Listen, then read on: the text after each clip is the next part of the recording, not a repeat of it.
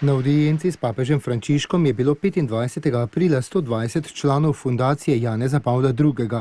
Kanonizacija papeža Janeza Pavla II. Je dala nov zagon njihovemu delu, služenju cerkvi in evangelizaciji, kot je dejal sveti oče v nagovoru. Delovanje fundacije je tako postalo še bolj univerzalno, kot je tudi univerzalno čaščenje svetega Janeza Pavla II. Strani božjega ljudstva.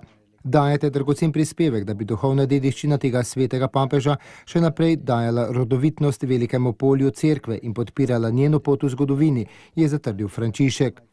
Zahvalil se je za vse pobude na vzgojno-izobraževalnem področju, ki so namenjene mladim. Sveti Janez Pavel II. Je namreč vedno gojil veliko ljubezen in posebno pastoralno skrb do mladih. Fundacija pomaga, da njegova karizma in očetovstvo še naprej prinašata sadove. Prav tako se posvečajo duhovnikom in laikom, ki jim ponujajo dragocene priložnosti za obogatitev njihove formacije, da bi bili bolj pripravljeni za spremljanje skupnosti v njihovem spoprijemanju s kulturnimi in pastoralnimi izzivi mladih.